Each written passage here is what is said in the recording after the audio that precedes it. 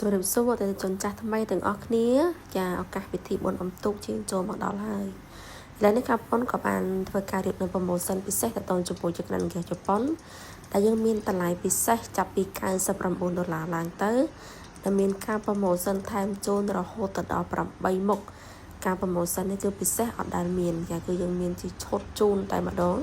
នឹងមានរបស់ពិសេសជាច្រើនទៀតបងប្អូនដែលគាត់ចង់បានជាមួយនឹងប្រម៉ូសិនចង់ដឹងនឹងព័ត៌មានលម្អិតអាចឆាតចូល page បានខាងបងប្អូននៅលម្អិតជូនតែម្ដងទីតាំងបងប្អូននៅលើផ្លូវជាតិទី5សរសៃកែវកន្លង7ហើយក៏មានសេវាកម្មផ្ញើជូនគ្រប់25ខេត្តក្រុងមិនថានៅពេញមិនថានៅខេត្តទេបងឲ្យបានដល់ដៃទូទាត់លុយបាន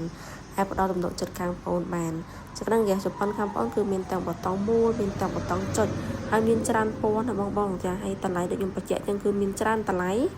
ដែលមានចាប់ពី$99ឡើងទៅជាបងចង់មើលម៉ូចក្រានចង់មើលពណ៌ចង់មើលតម្លៃនិងចង់មើលការប្រម៉ូសិនផ្សេងអាចឆាតចូល page បានហើយចក្រាននេះគឺគេនិយមប្រើប្រាស់មែនតើដោយសារតែវាមានប្រព័ន្ធពិសេសជាច្រើនដែលសំចៃគេបានរហូតដល់30%ធៀបនឹងចក្រានធម្មតាហើយមានប្រព័ន្ធអូតូបិទការពារសុវត្ថិភាពបានទៀតករណីក្តៅភ្លេចបិទហ្គាសរីងទឹកអស់មានប្រព័ន្ធផ្លេចឲ្យស្វ័យប្រវត្តិហើយមានកន្លែងដាំបាយដាំស្លអាំងសាច់បានទៀតហើយអីវ៉ាន់ខាងប្អូនគឺមានការធានា3ឆ្នាំជូនធានាប្រភេទថ្នាំស៊ីនថ្នាំអាឡូងបងប្អូនមានចម្ងល់ឬក៏ចង់កំងអីអាចឆាតចូល page ផ្ទាល់បានបង